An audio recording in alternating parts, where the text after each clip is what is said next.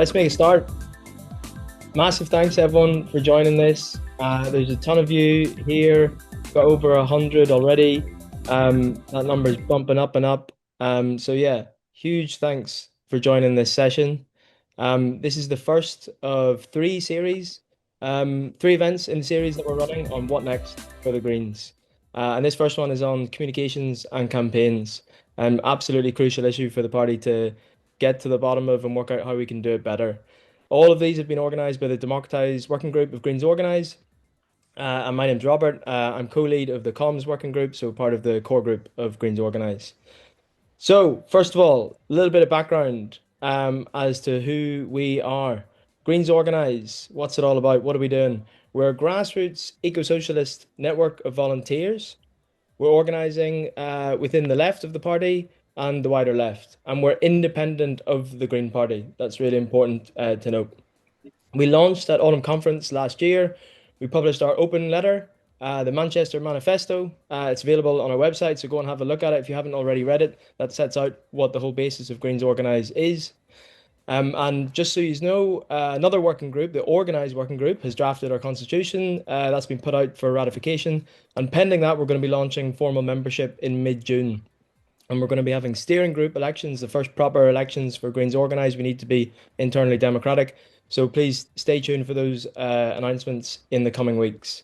But that's a bit of background to who we are as Greens Organised. So what are we doing with these events? We've got a pretty simple set of aims. We want to inform members and non-members alike about the elections process. So you might notice I've got my leg raised at the moment. I twisted my ankle last night. So I'm horizontal, but you're all going to be knocked sideways with how informed you're about to be about how the internal elections work. It's a big set of elections. We've got leadership elections. We've got the entirety of the Green Party's national executive called GPEx. So you're about to find out everything to do with that very quickly, and then we're going to open up this discussion. We've picked out all the key information so that you don't have to. We also want to determine what the priorities for candidates are going to be. We want to raise the level of debate in the party and really open it up. There's a bunch of roles that people don't really know about, and we want to try and discuss openly what those roles should be doing. We also want to encourage members to stand. So if you've been in the party for a while and you haven't really got involved, this is your chance to stand. There's other things you can stand for if you've not been in the party for a while, but if you're new to the party, but if you've been in the party for a while, we really want to encourage people to consider standing for these roles. And then finally, if you're not in the party yet, we want you to join and we want you to vote. The deadline's 31st of July, but we're going to be going through the timeline. But we really want to get you into the party. These are crucial elections, like I say, so we need everyone to get involved and to use their vote. Okay, very quickly, the agenda. We're going to run through the election basics. How do they all work? We've got some nice graphics. It's all going to look lovely. And pay attention because there's going to be a test at the end of it. I'll then hand over to Helena, and we're going to go into a 40-minute panel discussion with all of our speakers, and then 10 minutes of Q&A. So while you're watching, submit your questions, and we'll try and get those answered at the end. And then finally, in the last 5 minutes, we'll go over the next steps, including how we want to support candidates who put themselves forward for internal elections for GPEx. And we've got a form that you can sign up to and get more information, and also more generally, how to get involved in Go. And a reminder that the next two events are on the 5th of June and the 11th of June. Please share those as widely as possible. We need tons of members at these so that everyone's clued in to what's happening with the internal elections. All right, with that, I'll hand over to Emily to talk through the basics. Thank you, Robert. Yeah, so I'm gonna try and give like a very quick fire tour of Green Party governance and what these elections are all about.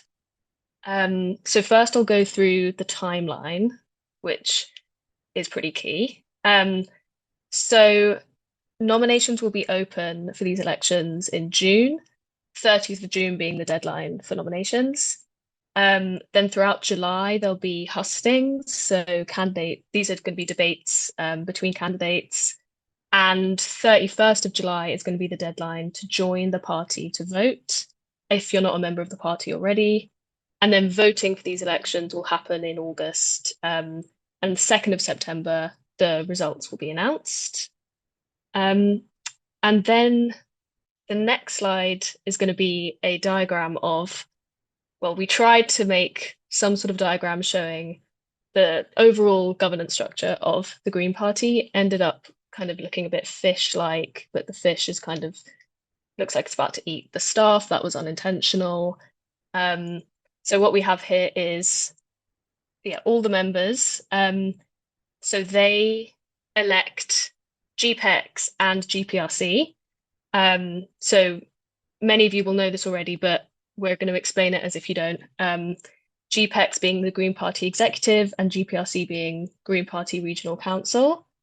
So GPEx is responsible for the day-to-day running of the party.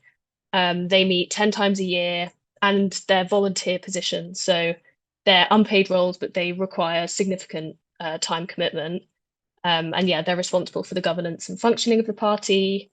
And then GPRC is made up of 2 members from each geographic region.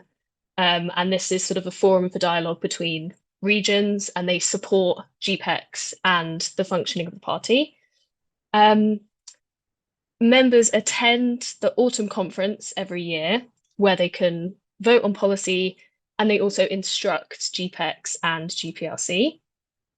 And then finally, there are also committees in the party. So GPEx appoints some subcommittees, and they also convene some elected committees as well. And then there are also Green Party staff that support with the running of the party. So hopefully that made a bit of sense to those of you who are new to the governance of the Green Party.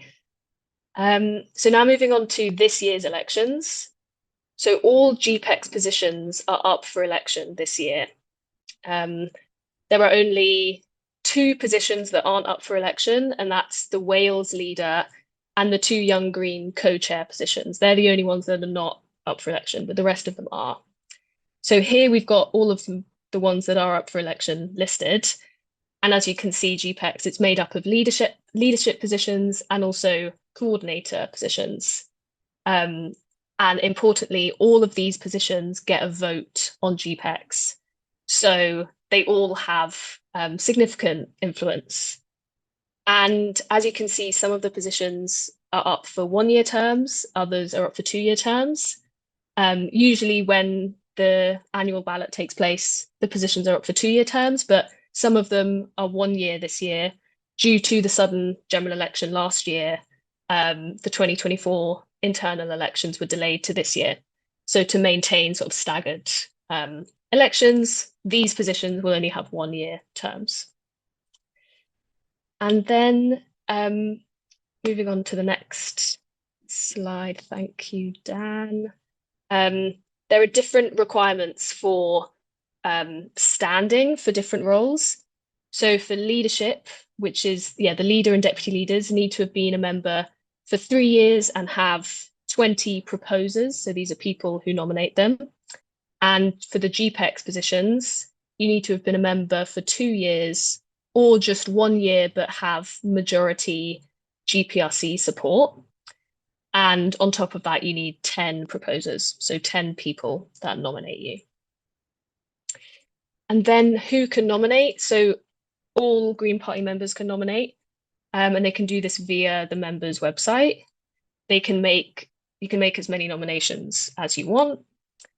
And then who can vote? All Green Party members can vote. So we're really keen on getting lots of people to sign up to be members if they're not already, and vote by July 31st.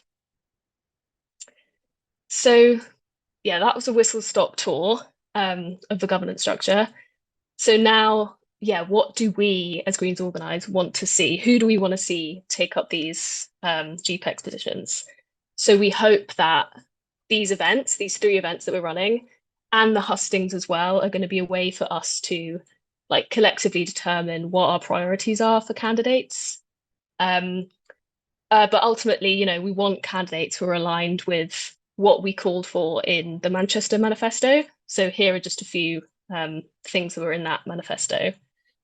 And important to say now that we're not in a position to endorse candidates for this election, but we do want to help support members who are thinking of standing to stand, and also support members to understand which candidates to vote for, what priorities should they have.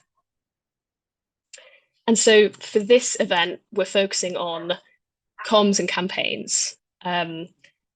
And what we tried to do is we tried to identify what are the key roles in GPEx to do with comms and campaigns. So we found these four, but also leadership is obviously relevant when it comes to comms and campaigns because they are the party spokespeople.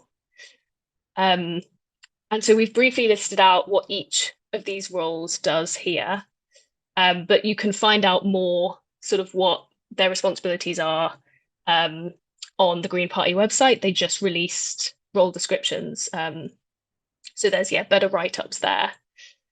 And important to say that all of these roles work together to deliver the Green Party comms strategy. The external comms coordinator is definitely the most influential out of the four.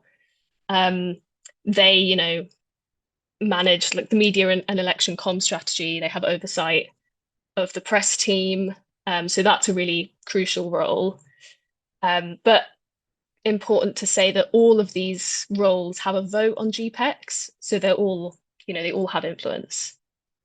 And as a reminder, in order to stand for any of these roles, you need to have been a member for 2 years or 1 year, but have GPRC majority support and 10 proposers as well.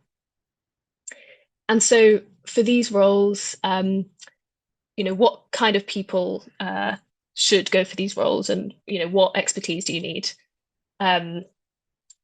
Stick on that slide for a bit more, Dan. Thank you. All of those roles, they need to have good comms intuition, but comms is obviously so important.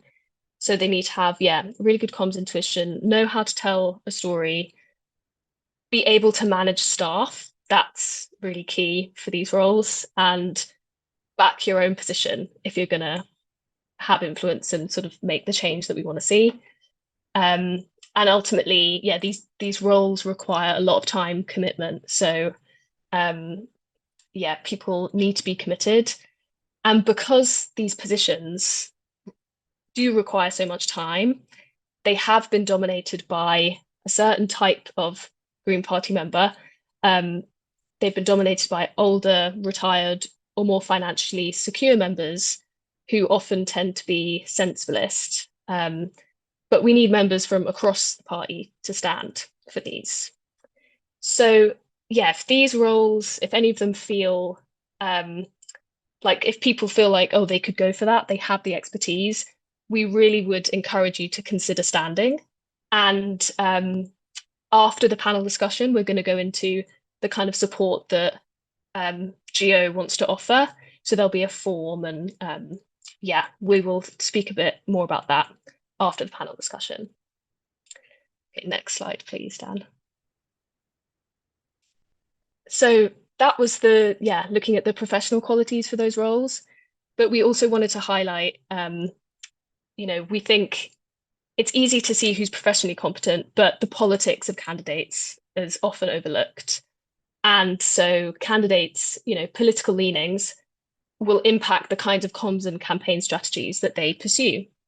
So, for instance, a sensibilist might make appeals to rationality in the press, saying, I hope that this minister will listen to these sensible ideas, that sort of thing. A deep green ecologist might focus instead on species extinction, things like that. Whereas an eco-socialist might use more confrontational messaging, might name corporations, things like that. And of course, it's not as simple as different candidates, fitting neatly in these boxes. People will often have strategies and priorities that cut across these, go beyond these. But we think it's, really important for people to be aware of the different politics that candidates may have. But we will pause there because we want to go into more of these interesting topics with our speakers. And now we will go to the quiz. So hope everyone was listening very carefully.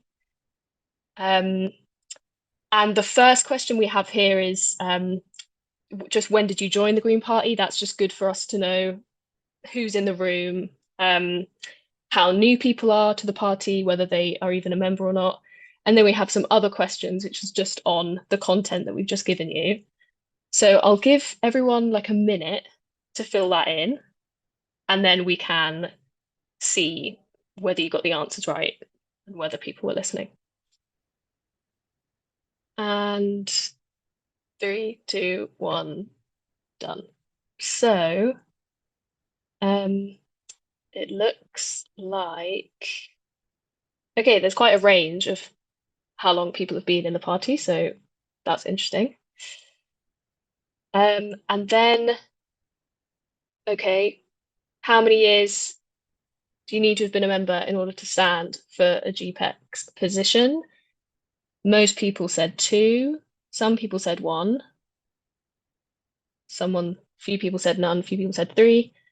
The correct answer was a bit of a trick question because it is 2 years or 1 year if you have majority GPRC support.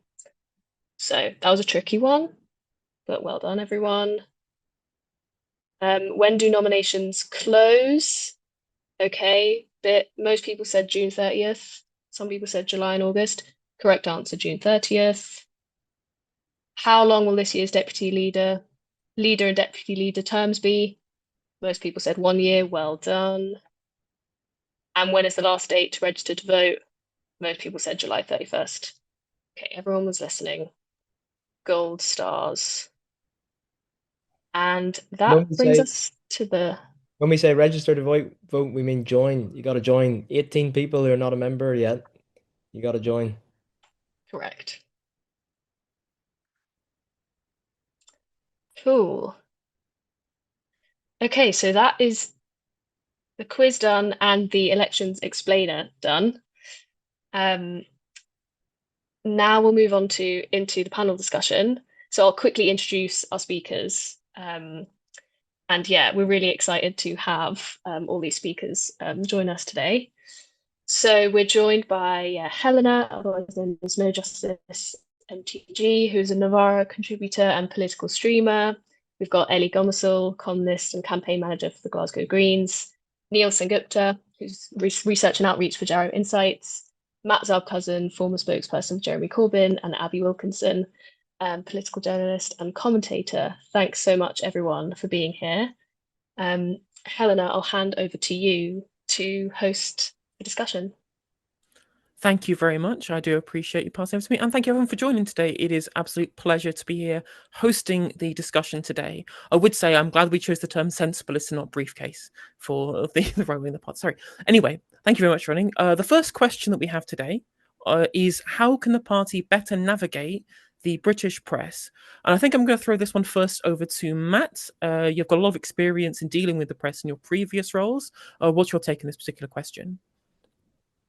Yeah, so I think the first thing to recognise is that the British press obviously has a political agenda. It has its own positions, assumptions, and premise with which it reports on politics. It's not interested in in pursuing news and the truth. It is very, very politically motivated in terms of what it considers to be a story. And I think that it's really, really important that when we, as a political party and as a movement, get attacked by the British press, we recognise it's not because we're doing a bad job at comms or because we've taken the wrong position. It's because of of attacks that are in bad faith and that seek to kind of delegitimize a political project. So I think we have to be very, very cognizant of the fact that if we have a propositional, insurgent left-wing platform that wants to transform the British economy, we're going to get a lot of people that are opposed to it. And that's not a bad thing. A lot of powerful people that are opposed to it, people that are influential with the British media. But it's important that we reframe those attacks. And I think the British media can be used, the levity of the media. If you want to like put something out there that's popular, that you know is popular with the public, and you get attacked for it, it can amplify that policy and that position. And I think you've got to then lean into those attacks. But if we're seeking to try to placate or become sort of conciliatory with the British press, we're never going to get cut through, and we're never going to obviously reach the people that we need to reach. And I think the reason that you would get attacked by the press is precisely because of your agenda, because of the policies that you want to enact. But that's also within where the solution lies, and that is to really lean in to those antagonisms that it creates, and reach as many people as possible, and don't take the attacks in good faith. That's really, really important. And you're going to get attacked, and everyone needs to buckle up and be ready for that, because that's what happens when you have this type of agenda. But we showed in 2016, 2017 that you can get attacked for your policies, and the policies cut through, and people are not influenced by what the newspapers think of the policies. So use the levity of the media. Understand it's politically motivated, it's not objective, and be unapologetic in what we stand for. And I think don't concede any ground to the attacks. Yeah, I think you're absolutely right there. I mean, we've seen Nigel Farage capitalize on weaponizing the fact that the press are usually kind of against him and his politics, not necessarily his policies, but the politics that he represents. They try and establish him as an iconoclast, and then he'd be able to ride off that to be able to drive support. And of course, people don't trust the press in this country, so the idea that they might necessarily have their opinions decided by what the press say about our policies, I think you're correct to analyze that we shouldn't really care what they say about the policies, as long as they are giving us a position where we can start talking about and getting extra cut through. Now, Abi, obviously, as a representative from the kind of the press industry, I guess, from the independent media, more incorrectly, or correctly rather, sorry. What's your kind of take on this issue? So I mean, obviously, I agree with Matt more than not. Just on holding the line, being confident in your message. If you have a policy, you think you have good reason to think it's popular with the public. It doesn't matter what columnists say about it. It matters that everyone's, they're talking about what your policy is. So like, don't worry if the press don't like it. They're not representative of public opinion necessarily. Don't cede ground to bad faith criticisms, moralistic criticisms that you don't believe in. Don't give an inch. They just smell blood. I think we learned that the hard way. But what I would say is I'd be a little bit less. Basically, there are people in the British media who write about politics, who write about policy, who are in the lobby, who are more sympathetic to our perspective than others. And you can cultivate those relationships. And I think you have to some extent. Like I'm not trying to like overstate it. I'm not trying to say like you can smooth your way to like avoiding hostile coverage. But I think Starmer's a really good example, because Starmer is apparently not a guy who briefs the press that much. And it means that people like Morgan McSweeney and his orbiters actually set the narrative about like the internal workings of the Starmer operation more than they might do if he was someone who developed those relationships. So like I don't want to overstate it, but there are people out there who'll give you a more sympathetic hearing, and you can offer them exclusives, you can build relationships. But ultimately I just basically agree with that. Okay, I think absolutely agree with vast majority of what you said there. Definitely some really good points there, and I think you're absolutely right in that there are plenty of people who would be at least amenable to the discussion of our policy in the media. That is very, very true. Ellie, obviously, you've got some experience also experience in the Scottish Greens with regards to this issue. What would you like to add to this discussion? Yeah, I think it's really interesting. I mean, obviously, the sort of press space that we operate in here in Scotland is different to that south of the border, and I think it's important to acknowledge that. Don't get me wrong, we have an incredibly vicious right-wing press, mainstream media here in Scotland as well. But I think it's also fair to say that we've got more sympathetic outlets, for example, to a columnist for The National, for example, which is a paper that I'm genuinely proud to write for, and that has taken stances, for example, against the genocide in Palestine, has been one of the only papers anywhere in the UK that has done that. But even so, it's still a tricky press space for us to occupy here in Scotland. And obviously, here in the Scottish Greens, we've got the experience of having been in government as well, and some of the lessons that we learned from that, and the way that the sort of press environment changed for us during that period. And actually, during the Butte House Agreement, so when we were in cooperation with the SNP in the Scottish government, that did result in a huge increase in the amount of press attention that we were receiving, quite rightly. I mean, in terms of just like scrutinising us as well, but of course it also meant far more vicious attacks from the right-wing press. But actually, I think, as Matt was saying, I think when we're operating in that sphere, we have to take advantage of it.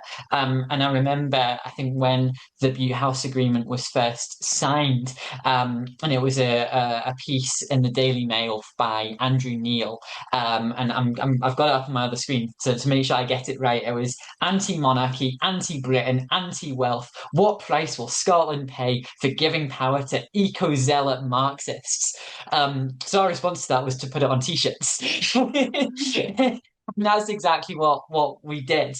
And it's a quote that I still see being shared regularly on social media by far more often by Green supporters than by the people who maybe are less sympathetic to us. When we were in government, for example, we saw every single day it would be a lottery as to what topic the Scottish Daily Express, for instance, would be doing a piece on that day, trying to spin literally any story into something that showed how evil and extremist we were as a party. But the fact is, it helped us cut through, and it meant that when we went out and spoke to people on the doors, they knew what our policies were, they knew what we were up to in government, they knew the impact that we were having, the positive impact on people's lives. And so that was hugely beneficial. And I think, as Matt said, I think people could see through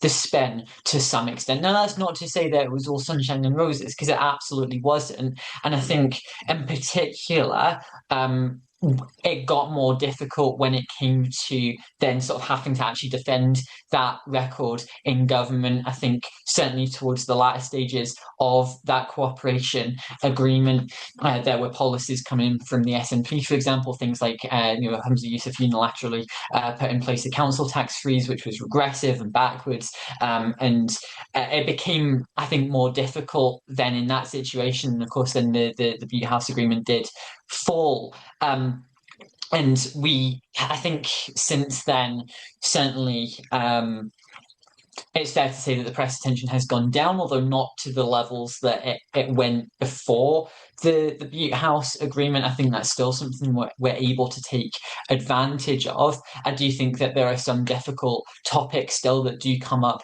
regularly, things like the deposit return scheme, for example, which I do think still causes us challenges, actually, just in terms of sort of how we navigate some of those tricky policies where, I think the UK government pulled a blinder in terms of sort of blocking those. But I think the really key thing is that we were able to turn that negative spin into positive attention for us. And I think that we were able to generate more press coverage by being unapologetically radical, by having policies that people actually genuinely liked.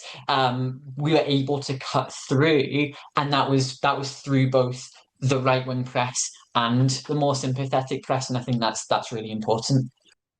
Yeah, I think there's a lot of, as you said, like kind of there's a kind of press group thing where I think they can just throw out a bunch of kind of essentially slurs about a set of policy prescriptions as if the public will have the same kind of natural reaction to those slurs as they do. And of course, the public don't. They want to care about how that policy affects them, how these strategies might make their lives better, and they will interact with it on that basis rather than taking those smears to heart. So I think you're absolutely right to be able to use that specifically, and then use the way in which that it amplifies the message to be able to reach more people. Very, very true. Neil, just to round us off on this one as well, please.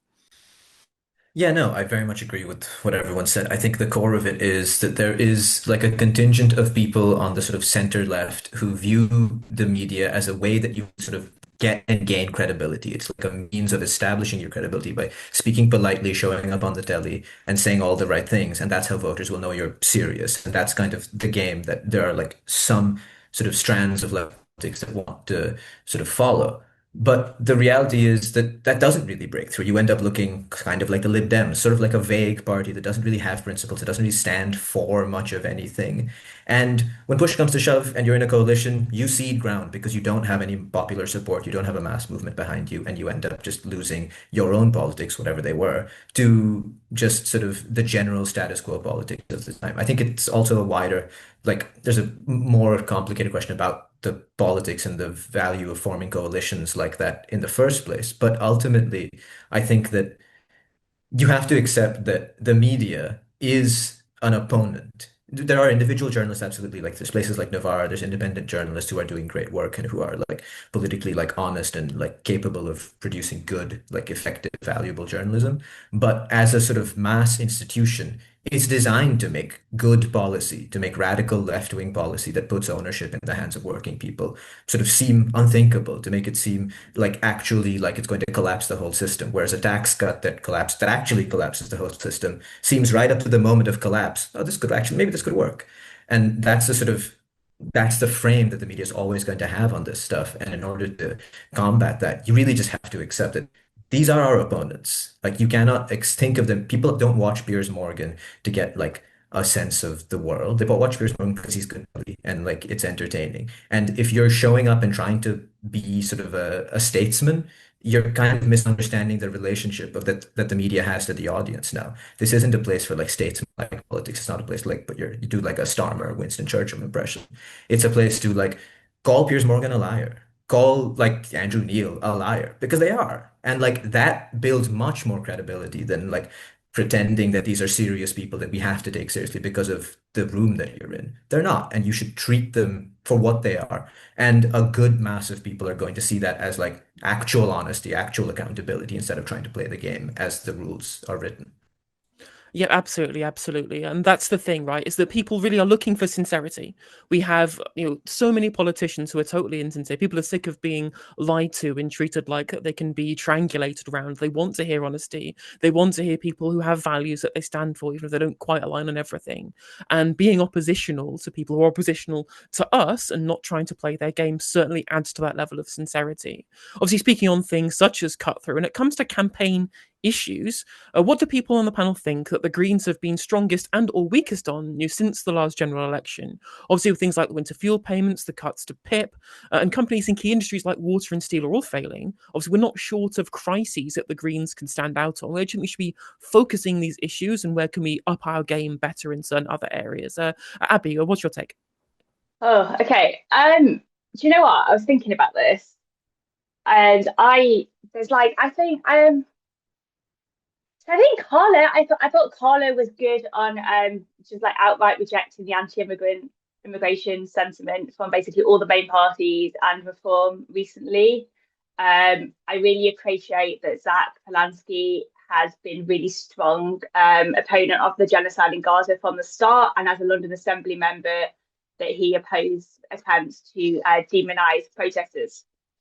But actually, like I had a look at sort of like Greens social media not Greens organised, but Greens general comms, and I don't think the Greens have been capitalising on the current dissatisfaction with the political status quo at all. I think there's space for the Greens to be taught. There's 1 in 3 2024 Labour voters are considering voting Green, and it doesn't really seem like the Greens are trying to win those people. It seems like the Green Party, you know, a lot of the kind of like, you know, long-standing Green members, not all long-standing Green members, there's a mix, but some of them see the sort of like slow and steady progress as enough. And I can understand that, because, you know, you go from no MPs to 4 MPs gradually. It's a big increase, but it's like, the fact is, like, two-party politics has fallen apart. Reform is surging in the polls. A lot of people are dissatisfied with Labour from the left, dissatisfied with the status quo, full stop. Like, some people who are, you know, there's people on the doorstep, apparently, like, you put campaigners who say, I'm going to go Reform or Green. There's a lot of people looking for something else, a lot of people dissatisfied over, you know, winter fuel payments, Gaza, trans rights. There's a million red lines that the Labour Party's crossed for different people, and the Greens should be speaking to them. And when I look at the Greens comms, I just don't get a sense that they're trying to fill that vacuum at all. So that's very negative, I know, but it's my honest opinion on what the comms looks like to me. And there's Jenny, was it Jenny Jones on TV saying, I don't know why anyone votes for Reform. It's like, goodness me. It's like, you should be admitting that, man. Go talk to some people, figure out why they vote Reform. Otherwise, what's the point of you? Anyway, sorry. Yeah, that's not. Yeah. Sorry. But I thought. I think Carl is sometimes good, and I think Zach's good. Yeah, like, nothing looks worse than feeling out of touch, right? Nothing is worse than looking out of touch. And that's exactly what Jenny Jones looked like in that clip, in my opinion. I definitely agree with you. But I think things, when you come to those things, the issues that we have been good on, our policy is good, but I think the comms are weak. I think you're absolutely right in that regard. Yeah.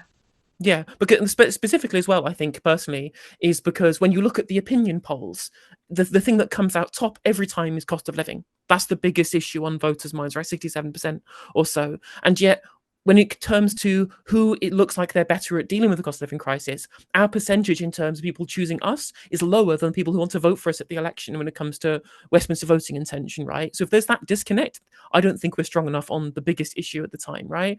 Neil, I don't know how much you've been looking into our personal level, the issues we've been obviously looking at as a party more broadly, but what's your opinion on the campaign issues we could be strongest on, or we have been strongest on so far? Yeah, no, I very much agree with Abby. I did do sort of a bit of a survey, and I was like, I'm not sure. Like, there's individual Green sort of members and leadership I really enjoyed. Like, I really valued, like, Zach's, like, very antagonistic, oppositional relationship on Gaza, on trans rights, on migrant stuff. Like, going back to the previous response, like, the oppositional energy is really what's needed, because you're not a party of government, and sort of cosplaying as one doesn't win you any votes. It just kind of makes you look like you're in Model UN or something. It doesn't work. But, like, to sort of flip the question, I think probably the most successful political, the smartest political sort of comms move I've seen recently was Farage in front of the steelworkers, in, I think it was Scunthorpe, where if obviously if it wasn't Reform, it was a left-wing party, that is what I would tell the Green Party to do, or tell, like, Jeremy Corbyn to go out and do. And it is mad to me that there wasn't anybody else there. That, like, Labour's clearly abandoned these folks, but, like, there's not a left-wing force capable of, like, seeing the obvious opportunity of, like, we should go out there and defend British steel, defend British workers from sort of, like, international capital or just regular old domestic capital. It's a complete sort of retreat from the core elements of, like, Labour and sort of mass politics that used to be the Labour Party and should be the Greens or something else. And the Greens just seem to, I think there's a wider element. The weakest part of the Greens ultimately is that I think in internal communications, but also externally, there's a lot of, for lack of a better term, complaining about, like, the fairness of the media, which doesn't play with me and certainly doesn't play with the median voter. Like, it reads as whiny, and it doesn't actually, like, convey what it is. Like, if you're complaining that, you know, bourgeois media institutions have the interests of capital at heart, yeah, you're not, who does that convince? Like, there's, like, a tiny sliver of people who are, like, going to flip their votes because of the fairness of the media, and I think they're all in the Green Party. Like, so it's not good external comms. Yeah, I think so. And the other issue, on top of the Scunthorpe Steelworks, the bin strikers in Birmingham, I think it would be really good if we'd had someone from the Green Party go there, stand on the picket line, right? The Politics Joe might be up there interviewing, you know, try and get someone like that from the Progressive Newsfeed along with you, get an interview, get some things that you can post on socials that you can have going through the media so people can see you standing with people against the elites. And as a populist message, that's exactly what I think people will need to see from people like the Green Party. And obviously, obviously, Ellie, the Scottish Greens have been in government, of course, in recent memory. So you'll know even more so which specific issues have been strong in terms of the Scottish Greens perspective. What can that be brought through, do you think, to GPU as well? Yeah, 100%. And like I agree with what's been said already. And in preparation for this question, I tried to have a bit of a think about sort of what I'd seen from Green Party England and Wales since you've elected your four MPs, sorry, back in July last year. And you know what? It was so hard to think of anything that stood out. And I tell you what actually did really stand out was things like when after the Supreme Court ruling last month regarding trans rights, was Carla Denyer and other people from the Green Party of England and Wales putting out a really positive statement reaffirming the party's position on trans rights, etc. And then Adrian Ramsey going and giving a really mealy mouth, sort of trying to dodge the question answer, refusing to actually even stand up for trans rights at all. It was completely in contradiction with the party's messaging, and it was coming from the co-leader of the party. And I feel like this keeps on happening. I don't know. Like I said,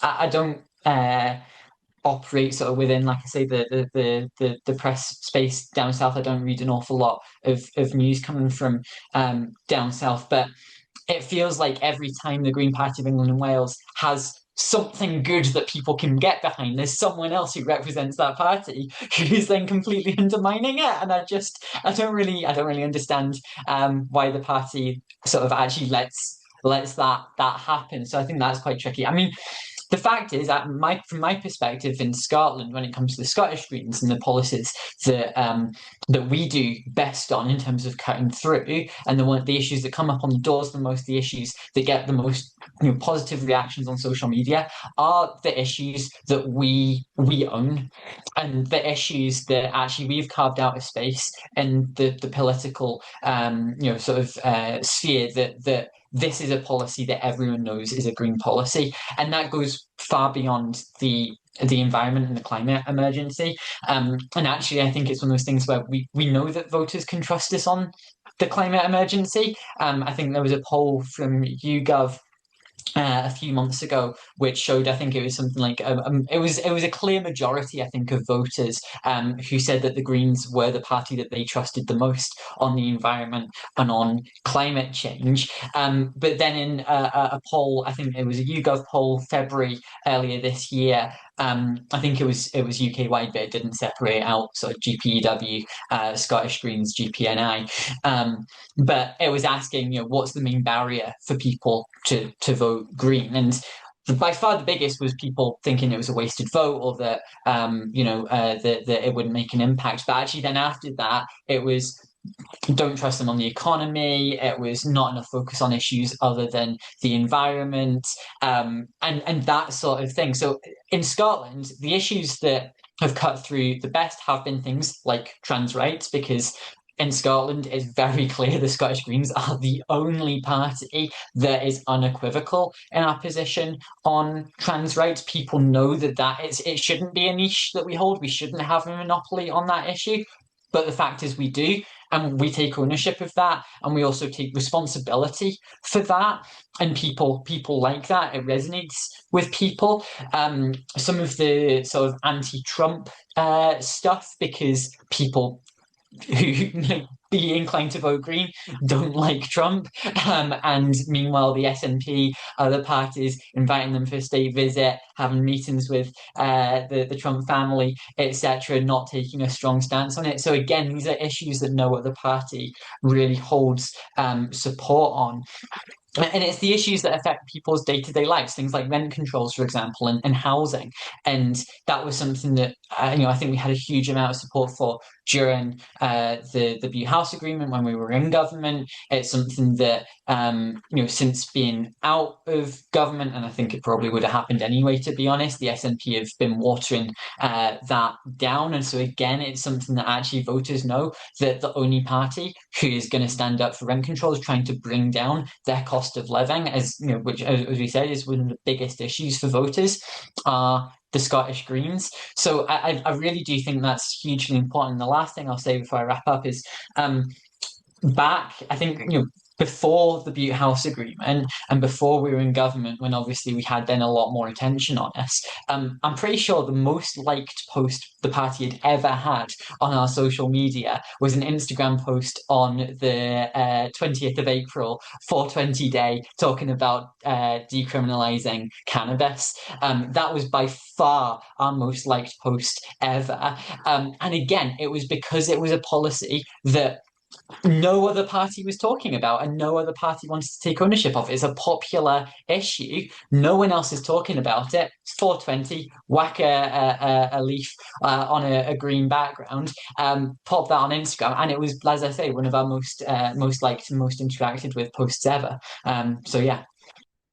Yeah, I absolutely agree with everything that you said there. And on the terms of like message discipline and there being not having a level of cohesiveness, right? I don't want to turn this into the Adrian Ramsey dunk fest, but when we have people like Sean and we have people like Carla going on TV talking about the importance of the infrastructure that we need to be able to combat climate change, it really makes people not trust us. When we then also have somebody else, whether it's Adrian or Ellie, for example, talking about how they want to put a pause onto the construction of renewable energy infrastructure that is necessary for dealing with the climate crisis, people will tell us we're not a serious party because they see a lack of cohesiveness in a broader message. When they want to trust us on the environment, they know they trust us on the environment, and they see things that detract from that message. And I think we need to ensure that people know exactly where our policies are, and we don't have this level to which that it can be undermined by certain figures, especially leaders of the party. I definitely agree with you there. And Matt, if you can wrap us up on this one as well, please. Yeah, so I think that having the coherent platform is the way that it's really, really important in terms of how you deal with the media, because one of the very good things about working with Jeremy Corbyn was that he had a very strong political compass and political identity that was consistent for very many years, and everything he believed in was coherent and uncompromising. And it was actually when he started to compromise and play politics with Brexit, that was when the wheels started to fall off, right? So it's absolutely imperative that the policy and the vision is all coherent and consistent. Otherwise, they'll just have you for breakfast. The other thing I would say as well is we've had today, I don't know if you saw it, Darren Grimes, who those who don't know, is he worked for the Vote Leave campaign, and is like, I think he's a Reform councillor now, on Julia Hartley-Brewer defending removing the two-child benefit cap. So the fact that Reform is occupying that space, like he obviously didn't do a very good job of it, right? So he's probably not used to defending kind of left-wing positions. He didn't do a very good job, but he's seen to be defending a position that would benefit the people that they're trying to appeal to. We absolutely have to be in that space, and there's no reason why we can't be, because we've got enough seats at the moment to warrant that kind of space on broadcast. But I would say that there are, I think, and this may be, this may be slightly harsh, as a kind of newbie to the party, but I do feel like there's a culture of not wanting to upset too many people. I think in the leadership positions, they're a bit afraid of being attacked and a bit afraid of not having that conciliatory relationship with the media, and being accepted by it. And I think if you're going to kick on from here, you've got to shed that. You've got to be much more willing to make enemies, to have opponents.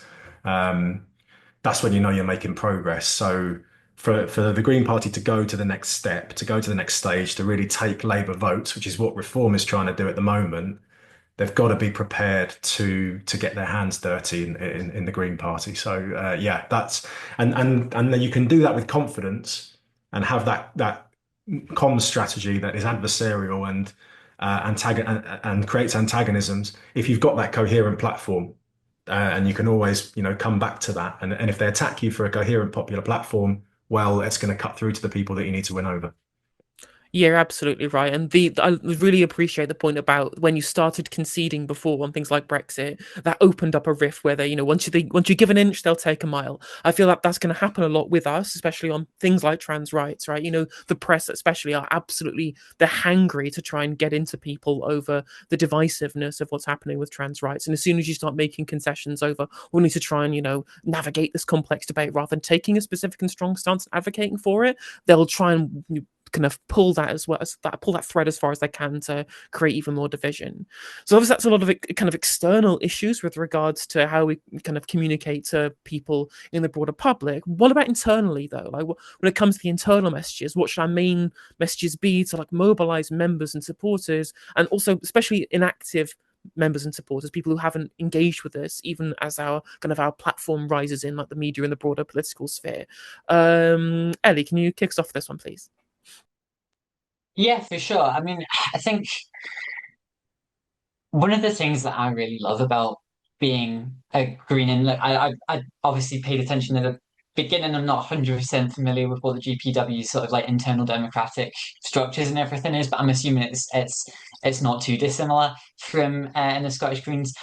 Members have got so much power in our parties. We are genuinely, certainly in the Scottish Greens, I'm assuming in GPW, a genuinely grassroots democratic party. And that means that being a member of the Scottish Greens is unlike being a member of any other party, because you can make a tangible, genuine difference in a way that members of likes of Labour, Tories, Reform, etc., really can. I remember back when we were voting on whether or not to join the View House Agreement, whether or not to enter government. Of course, obviously, we had a very democratic, I think, with very flawed, lots of improvements to be made, but we had a democratic process of doing that. We had a vote that all members were able to vote on whether or not to do that. And SNP members were so mad about the fact that we got to vote on it, and they didn't, that the SNP had to give their members a vote in the end, because otherwise they were going to face a sort of internal uprising. I think we see also, in terms of the impact that for Greens, just members being able to go out, be active, campaign has. Right now in Scotland, there's a by-election happening in Hamilton, Larkhall, and Stonehouse, and Reform are being Reform put out an incredibly racist attack ad against the leader of the Scottish Labour Party, and they've spent over £15,000 boosting that ad on social media just in the past couple of days. That's money and infrastructure that we just don't have, and because we don't have millionaire backers, and nor would we want them, it means that we are operating in a different structure to these other parties. What that means is getting members mobilized, getting members to go out and knock on doors, getting members to be able to donate, for instance, to make our campaigns happen, is so much more important. And we have to be having that conversation. We have to make sure that our members know the power that they have to actually bring about real change. So I think that means making sure that we've got messages that our members can get behind, making sure that grassroots democracy is respected and celebrated as well, actually. And I think, there's been times where, recently in the Scottish Greens, for example, we've had internal debates on things. We've had, big conversations at our conference where people have openly disagreed. And of course, the press will pick up on that. They'll try and frame it as infighting. And some people within the party will try and frame it in that way as well. But actually, what we should be doing is we should be celebrating the fact that we have grassroots democracy in our party. We should be celebrating the fact that our members hold a huge amount of power and influence and are able to change the things that they don't like. And I think that if we can get to that point where we're celebrating it, then members will really want to engage and want to go out and make that difference, because they know that it really, really does make a huge impact. Okay, Neil, what's your opinion on this one? Yeah, I think that there's There's sort of in the wider conversation, there's a danger of kind of reifying people like Adrian Ramsey and sort of more conservative Green elements as like, well, this is the problem, these top-down leaders. I think the central contradiction actually is that there is a constituency for those people, that there are Green Party members who have those politics, who are sort of more sensibilist, who are more centrist ultimately, and that there is, I'm not 100%, I'm new to the Greens, I'm not exactly like Ellie, I'm not 100% sure what the internal comp structure is. But I think that if the task is to simply motivate inactive members, there is a risk of getting a lot of inactive members from 10, 15, 5 years ago, who maybe don't have the politics that you actually want in the Green Party now, if you're in Greens Organize and if you're a left-winger, frankly. And that's something to be careful of. Like, it's not just that we should activate all of our members and they'll all pull in the same direction. That's maybe not the reality of the historical Green Party. That's hopefully changing in the coming years, but that's not necessarily where we are.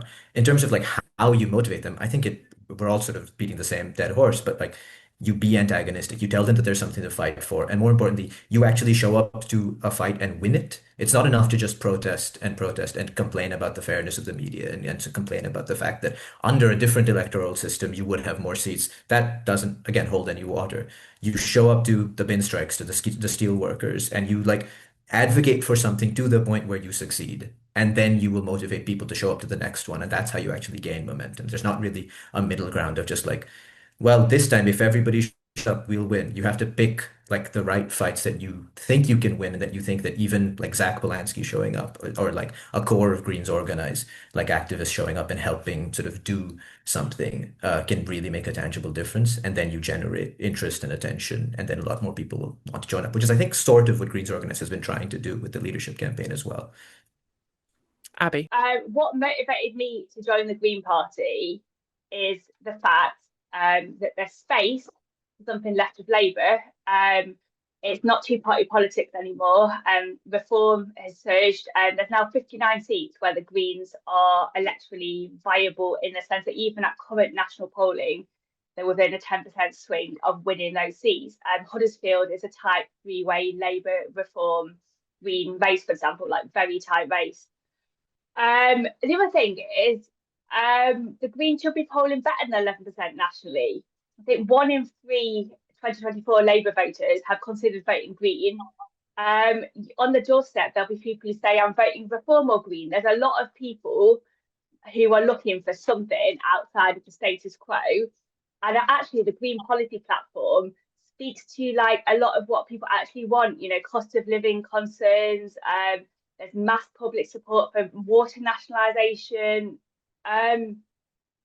And really, the Greens should be filling that vacuum. And we don't have to, like, the thing is, we can totally win. We could totally have upwards of 50 Green MPs in Parliament.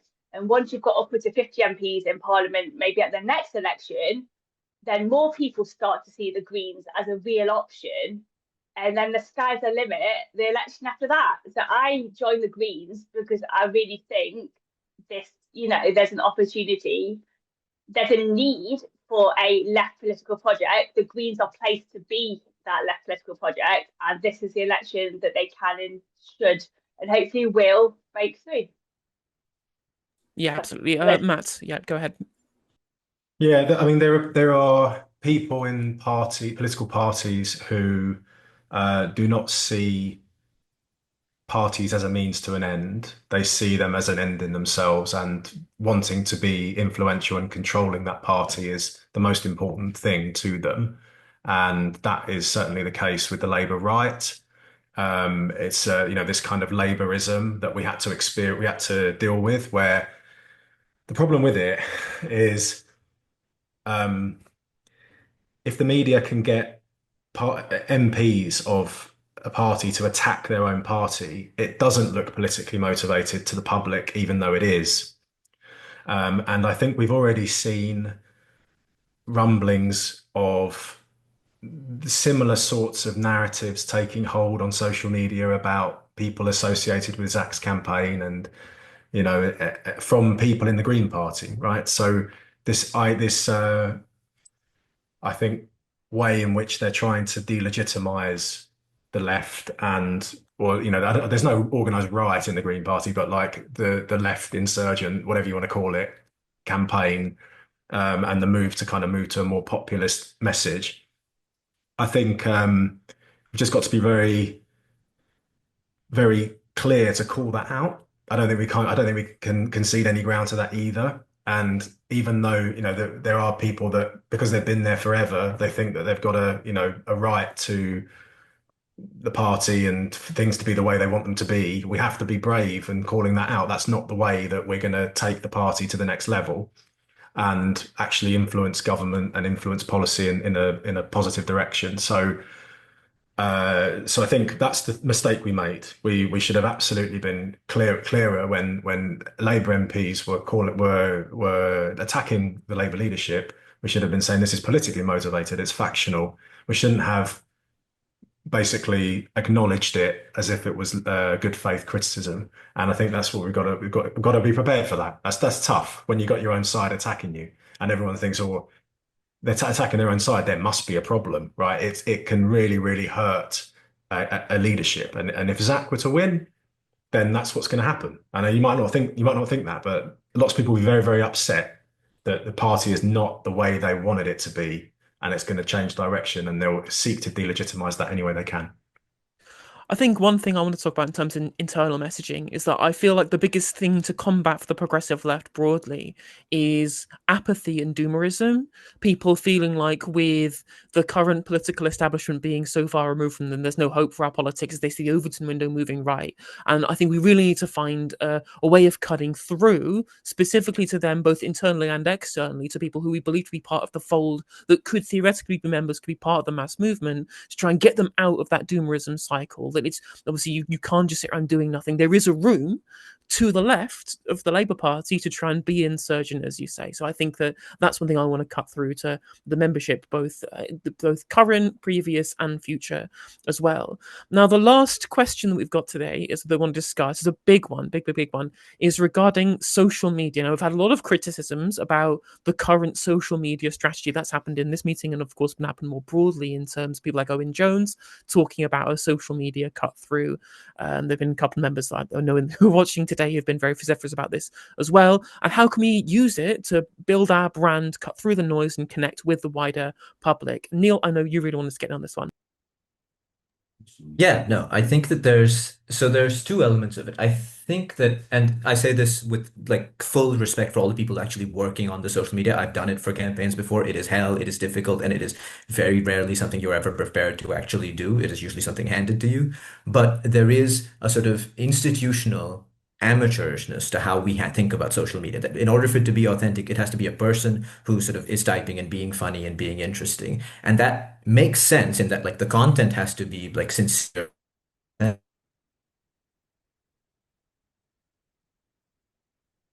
Hello? Yep, we got you back down. All right, hello.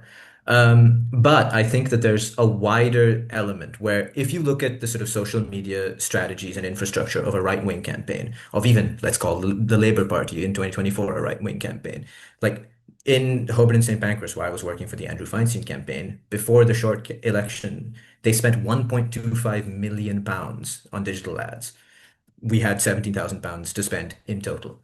Like that's not a fight you can win at scale, but there are things you can do institutionally, infrastructurally, to sort of outsize the impact and footprint of your social media, and that ultimately is like structural. It's about things. It's very technical. It's about things like audience segmentation, audience analysis that people like will sometimes use Twitter's own or Instagram's own like internal analytics, but that for right-wing parties and organizations, they have entire infrastructures, right? You have people like Cambridge Analytica, Brad Parscale, Trump's old digital media guy, has his own thing called Campaign Nucleus. These are like really sophisticated tools for actually like carving up your target audiences and feeding them the exact right lines that you need. And they're really effective. At the Workers' Co-op I work for, Jarrow, we've worked with the Workers' Party and used sort of our sort of janky homebrewed version of these tools.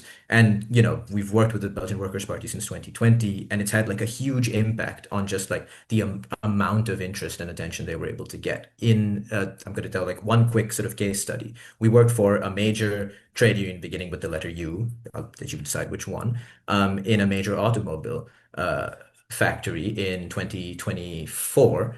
where they essentially had contracted us to figure out how many union members were interested in far right politics. And we did a sort of quick little audience survey using their social media. We did a little sort of technical geofencing survey, and we found somewhat encouragingly only 5% of union members in this workplace were exposed to and actively sort of sharing and consuming far right media content, what we describe as like BNP, sort of EDL type stuff.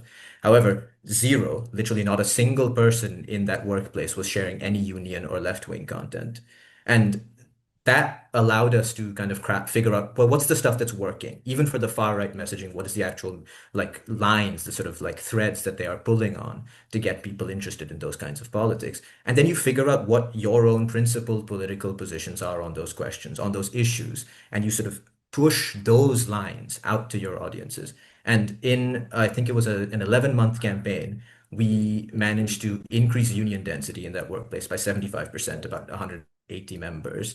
And through that campaign, we identified an actual sort of union issue, which was a recognition and pay and conditions, like every bloody union in this country, but like specific issues around like specific conditions in that workplace, and got a 14.5% above inflation pay rise, like got all these things. But to be clear, social media and data and this big technological stuff isn't a substitute for the real organizing, but we tend to think of it as a thing that's done on the side by people in a dark room who we don't want near the actual campaigns. And like they have to be completely integrated. Otherwise, like the right just has this infrastructure at such a scale that you can't compete on these systems. And there's a tendency to think like, well, who's the left's Joe Rogan? That's the big one, right? Like who's the left's like big sort of influencer?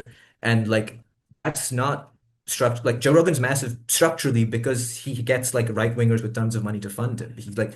Joe Rogan is massive because he gets to go to a state where there are tax cuts. There are all these like incentives and structural sort of forces that produce a Joe Rogan who can be as powerful and popular as he is. We can't produce that as much as we would like to. And so we have to be really smart and efficient in how we use our resources. And I think that that's something that people are quite hesitant about. There's this desire for the comms to all be authentic, which can veer into the comms has to all be like exactly like it has to be fully sincere. It has to be one person talking to one person, which is not how politics works, right? Like that's like an old-fashioned idea of what the internet was from like the early 2000s, that it's this land of like free democratic conversation and communication. But like if we drew that line in the sand in like 2001, it's been like 15 years since the right crossed it. That's not a line in the sand, that's a front line now. And we have to like fight it where the right wing is fighting it and not sort of cede it completely. That's my big spiel. Yeah, definitely I'm 100% on board with Abi. That was all really interesting. I guess for me, when I think back to like the Corbyn years, it's just that there was a large number of people who were really organically, authentically enthusiastic about the prospects of electing a left-wing government who shared things because they believed in it. And then I think about the Hillary 2016 campaign, which tried to do sort of like, we're cool, we do memes, we do social, but like the actual message and the policy wasn't something that people were like organically enthusiastic about.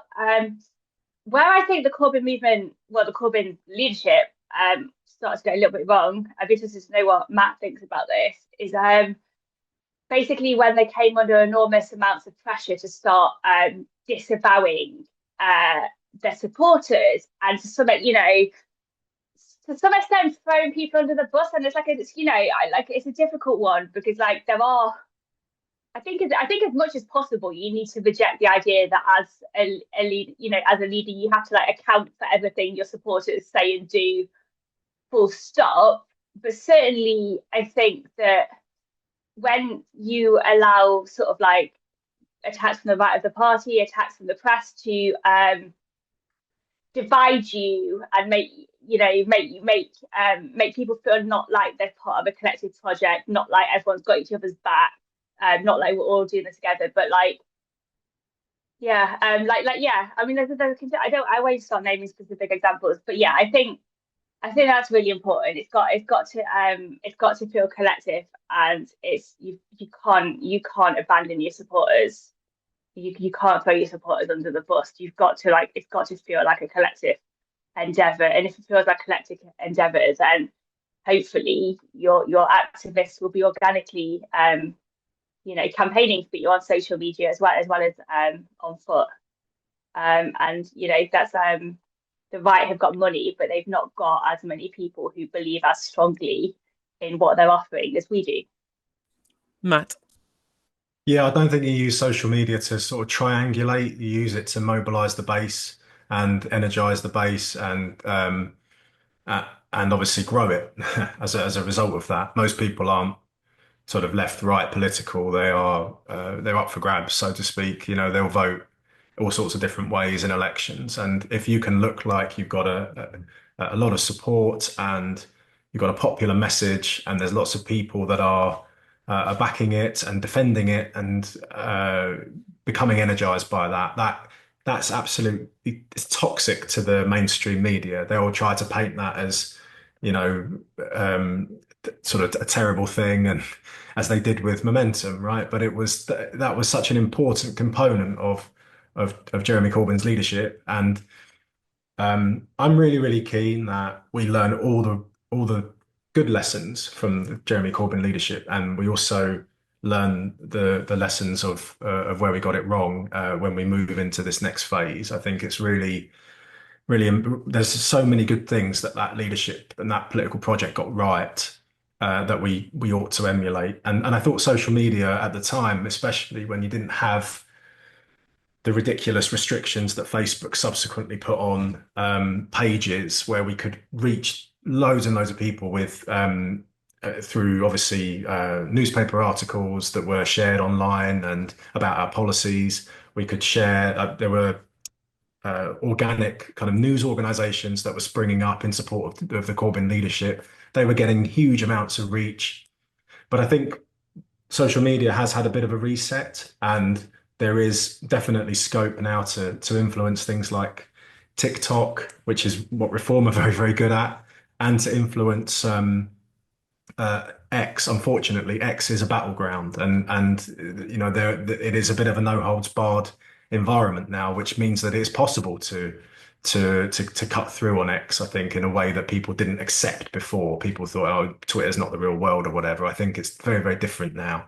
So we've got, for me, the most important things are TikTok and X, and having a way to communicate on those platforms that is sort of looks native to those platforms.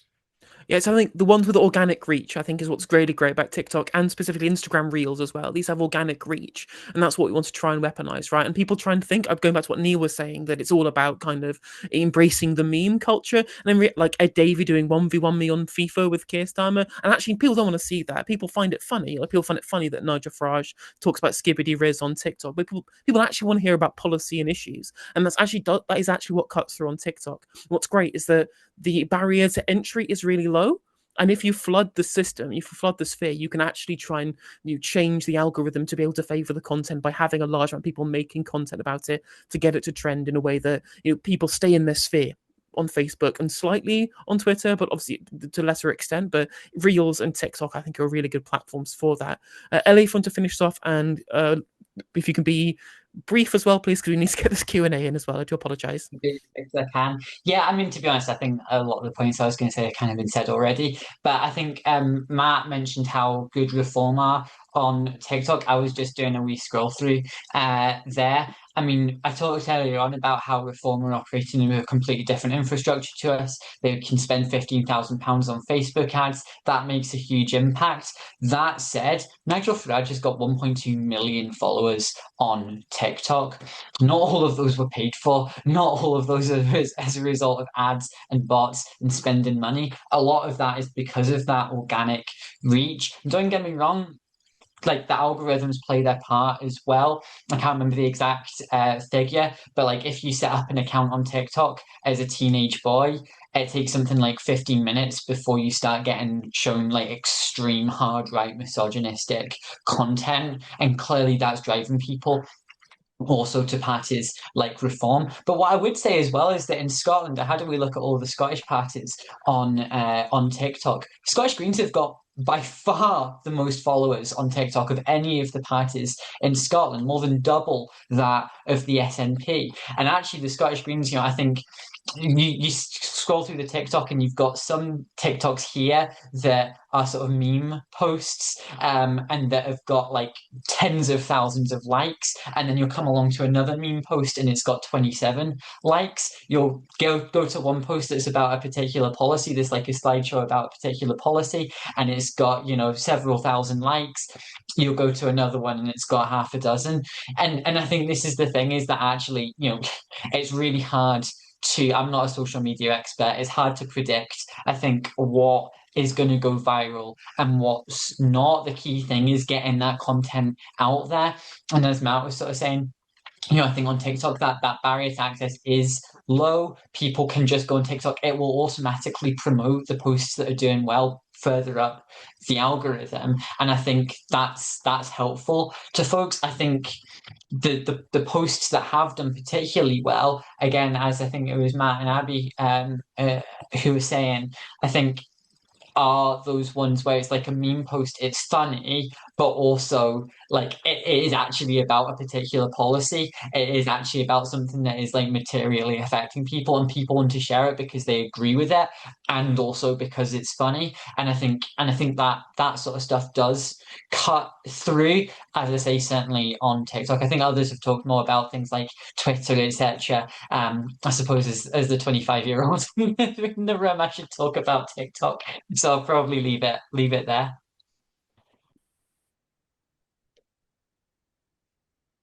Oh, Helena, you're on mute.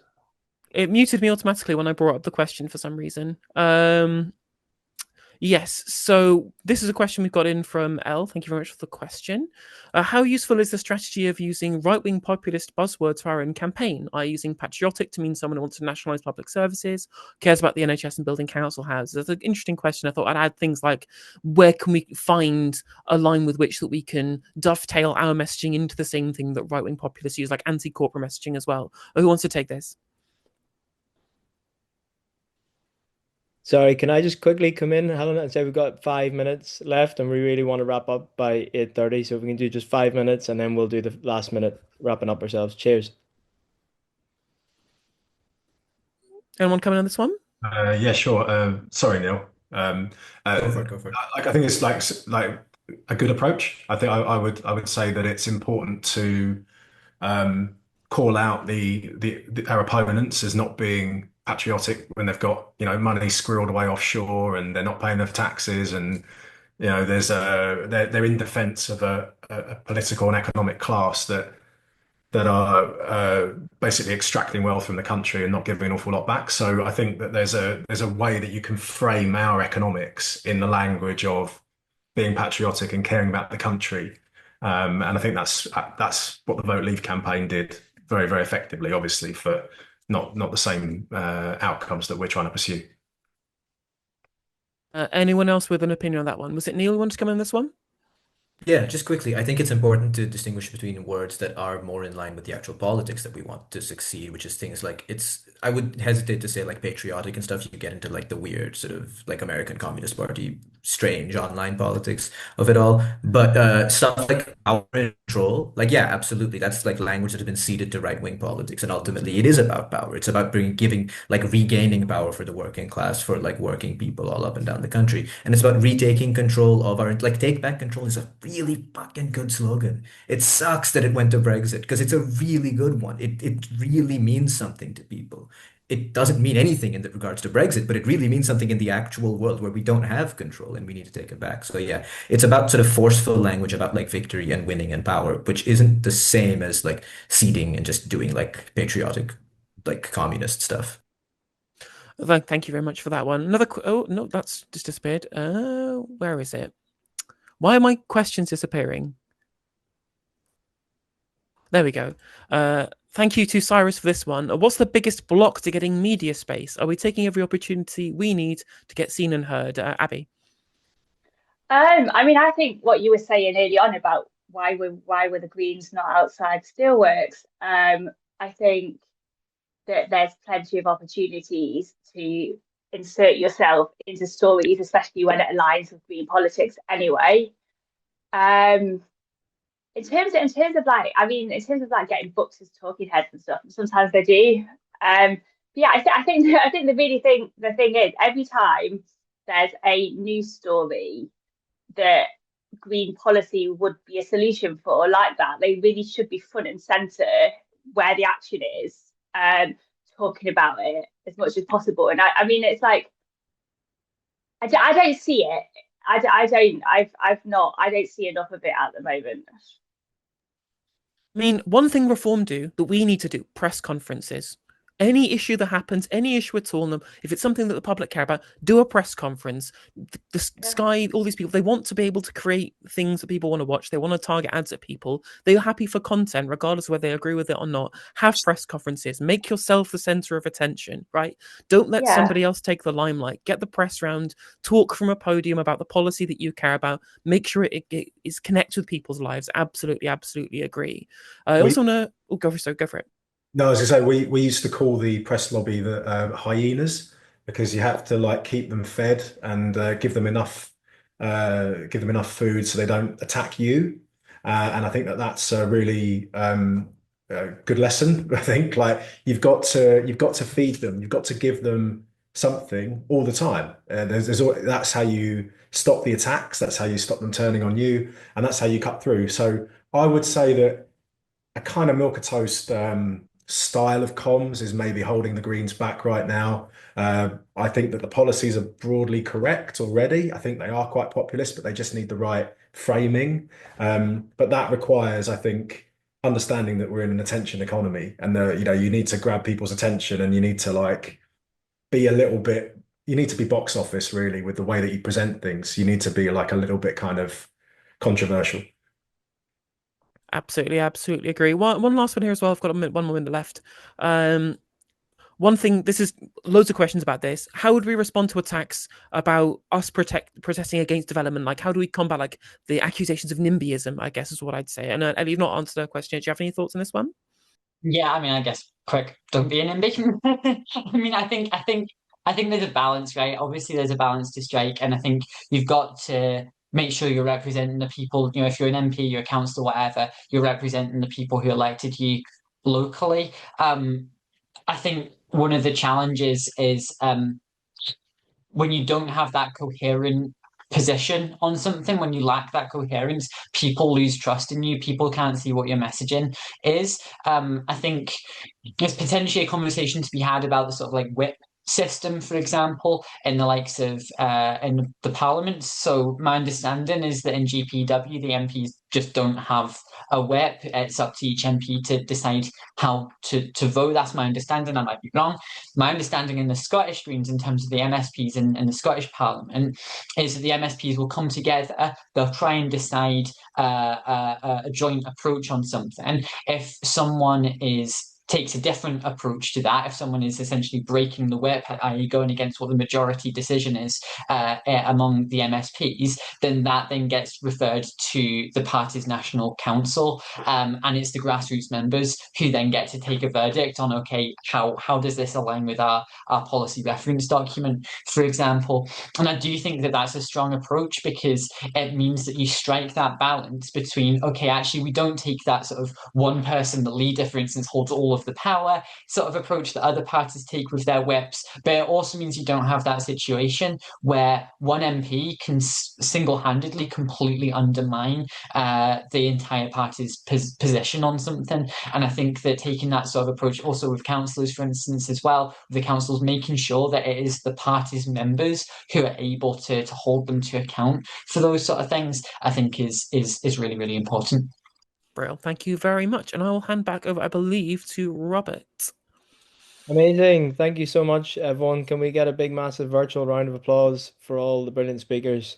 Thought that was really, really great. And there's so much insight for people to take into the big elections coming up. So yeah, massive thanks to Helena, Ellie, Neil, Matt, and Abi for all the contributions there. We want to keep these conversations going. So just a reminder of the timeline. Dan, if you could just bring up the timeline again, it's 2 slides on. Please keep this timeline at the forefront of your minds.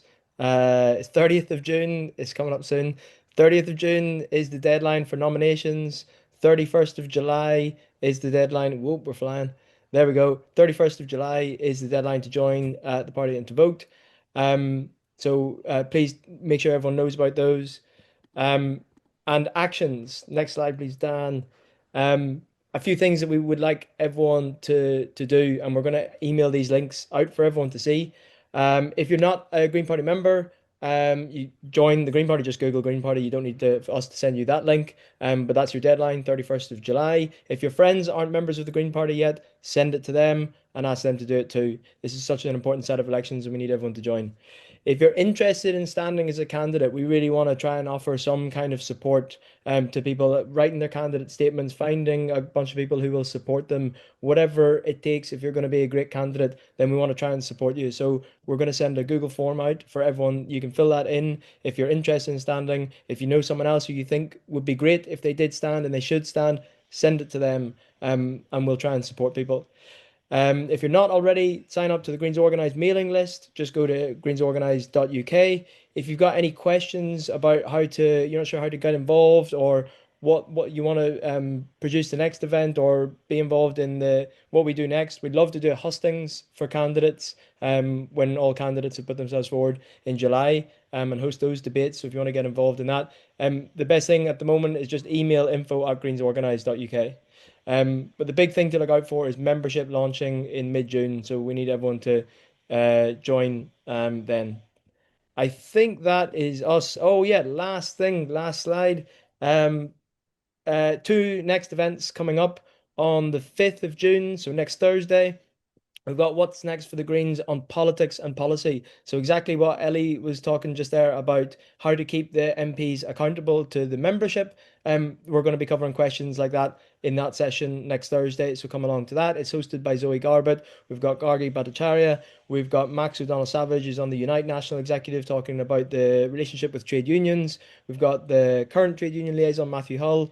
And we've got Faisal Reza Khan, who's co-chair of Muslim Greens and Manchester Green Party. So that's going to be great. And then final event, the Wednesday, 11th of June, is on managing the party. So you could call it boring, you could, but it's very, very important. And we've got Shanice, Octavia McBean speaking. We've got Juliet Michelson speaking from Possible, and that's hosted by Benali Hamdash. So really important set of positions, chair, treasurer, secretary roles, and how we actually run the Green Party executive. So yeah, those as important as any other role. All right, I'll stop blabbering. Massive thanks to everyone, especially the speakers, but for everyone for joining. And hope to see you at the next ones.